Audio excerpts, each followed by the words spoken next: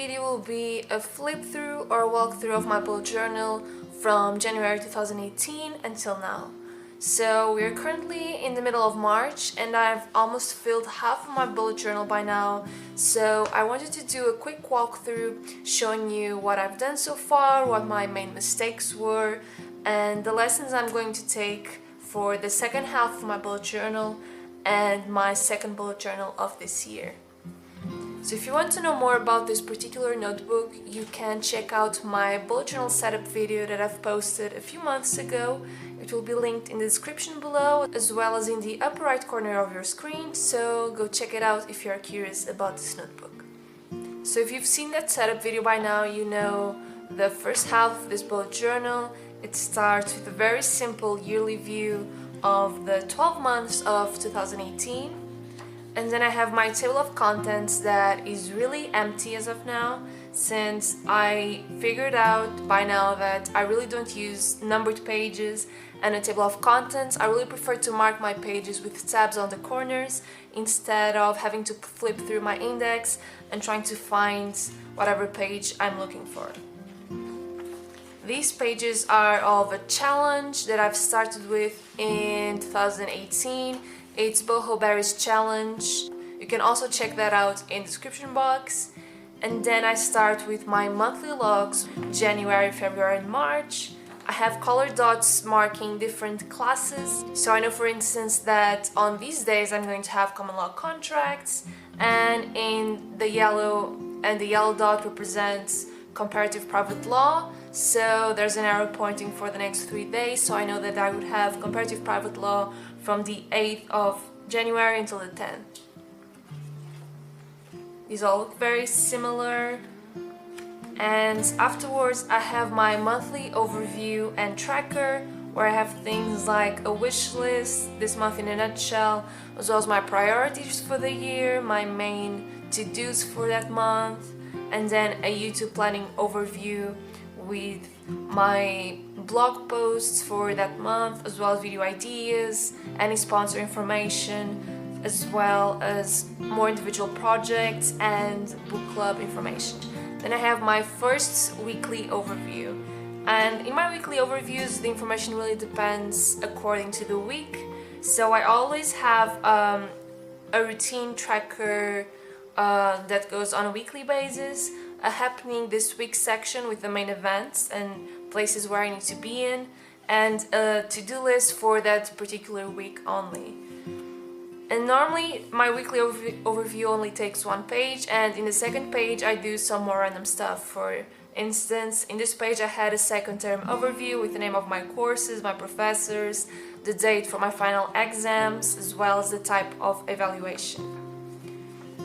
Also things like YouTube sponsor contacts and very simply daily to-do lists. In the second week I have the exact same layout, so routine tracker weekly, YouTube planner, to-do this week, happening this week. And then I have my daily spread, so I divide each page in 3, and each third of the page is like a major to-do list for that day, where I have things like events, like certain classes I need to take, as well as specific to-dos like go to the gym, clean bathroom, work on that paper, film this video, and so on.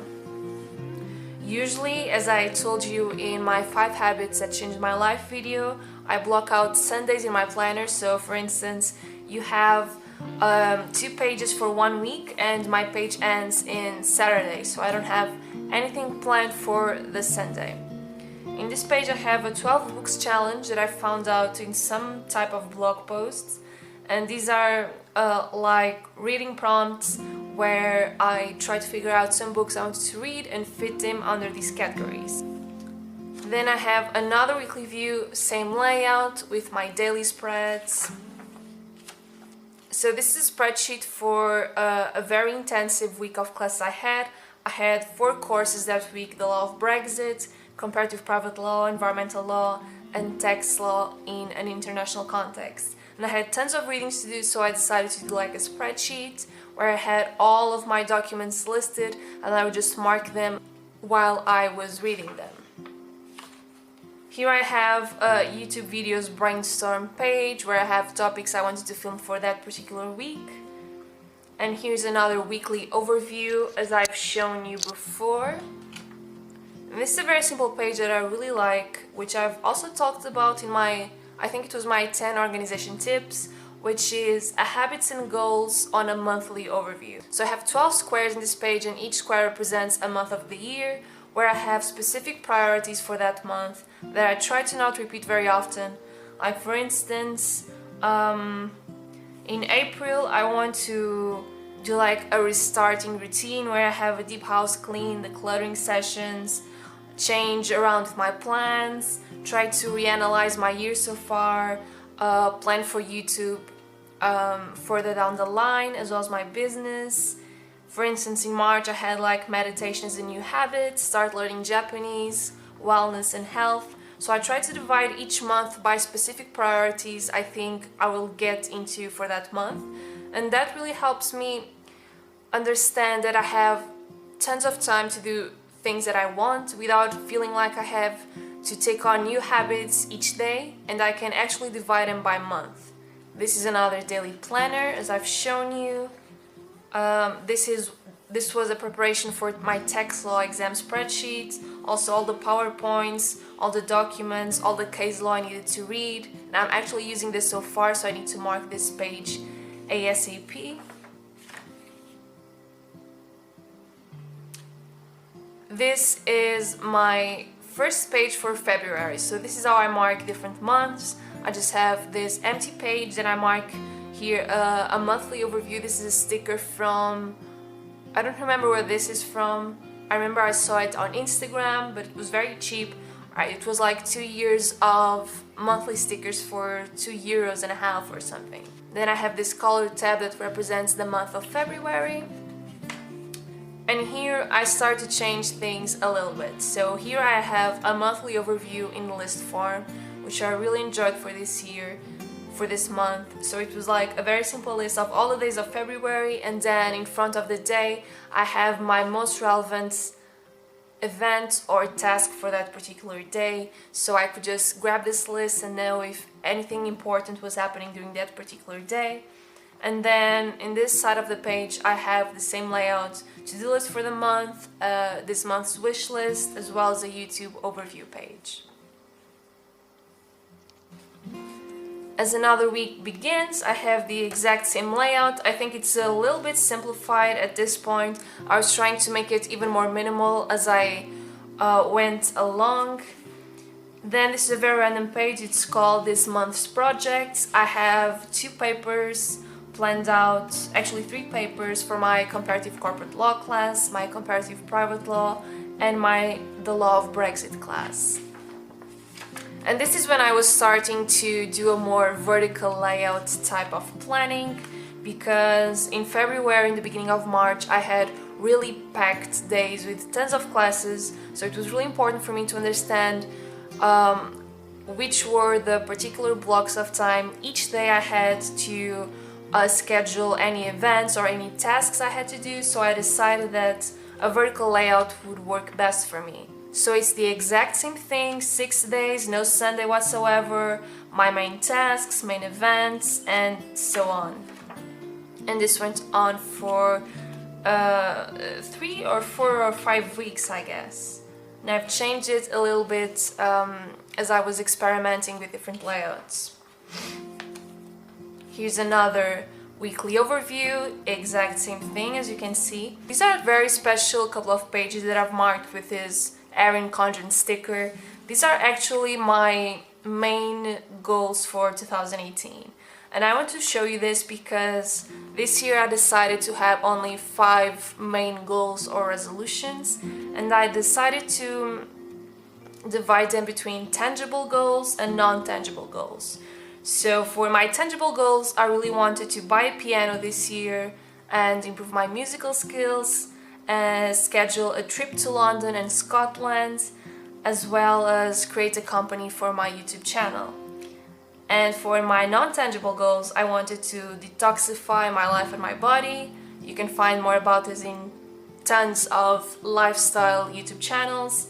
and I wanted to start meditating. So this is my front cover for this very tiny guide of goals, and then I dedicate each page for one specific goal. So for instance, if I go to my first page, which is called Buy a Piano and Improve Musical Skills, I have things like choose the piano I want to buy, investigate loans and financial aid to buy a piano, arrange contacts for cheap piano tuners, arrange a binder or folder for sheet music, as well as create a budget or money plan to buy this piano. So this is mainly like an intensive project or goal planner for the entire year. So these are special pages that are marked on my planner, and I think this is really important because breaking a big goal into very small tasks, it makes you feel like you can accomplish that particular thing, and it makes you progress throughout the year to accomplish that thing. Moving along, we have more weekly overviews. This was a page that I used for my YouTube planner and sponsorship proposals that particular week. This is another weekly overview, same thing, same tasks, same events. This is a weekly overview, and this is like a full page spread of exams and papers I had to write. So I was trying to compilate information on deadlines, word limits, topic, etc. This is another weekly page with all the tasks, same thing. This was a monthly reflection for February, where I have things like what happened this month, what lesson did I learn, positive things that happened, negative things that happened, and carry on to the next month. And here I decided to do another experiment, and that was, instead of doing a monthly view on a list like in February, I decided to create a timeline. And this allowed me to understand the blocks of time where I was available to plan something, or I knew I had to dedicate my full attention to something. So for instance, this month I'm going to have tons of exams, and for example, these exams go for instance, my petroleum law class, my exam goes for 10 days, so I know that during this time. Then this is my sponsorship tracker, where I have the details for all my sponsor contacts and due dates and so on. And then sometimes I create specific pages for specific days that I know will be very intensive, regarding any tasks or things I have to get done. So for instance, here I had a particular spread only for the 24th and 25th of January.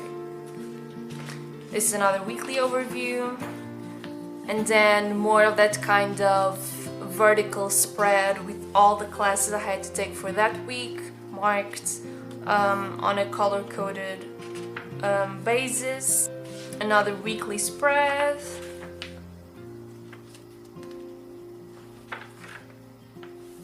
This is actually the weekly spread for next week, so it's really empty because I haven't filled it out yet. This is then a monthly habit tracker, because I figured that although I work well with weekly habit trackers, I also wanted to have a monthly version of my habit tracker so I could understand at a glance how successful I was being with having that habit. So I decided to have both versions of habit tracking. Then this is a page with big projects for a certain week of March, and I decided to use the matrix, the Eisenhower matrix method, with the urgent, important, urgent, not important, not urgent, important, and not urgent, non-important division, so I could prioritize my tasks according to that criteria, and it worked really well for me. And I'm thinking of how I'm going to incorporate this method in my next April spread and then in my next bullet journal. And this is just my weekend tasks for the 18th of March, and it's currently 18th of March as of now, and I have here film, bullet journal, flip through video. So after I close this bullet journal, I'm going to check that because it was one of my main tasks for today. So I hope you've enjoyed this video. I will probably do a second flip through as soon as I finish this notebook. I have actually bought another Le Monde notebook for the second half of 2018. Let me just show you.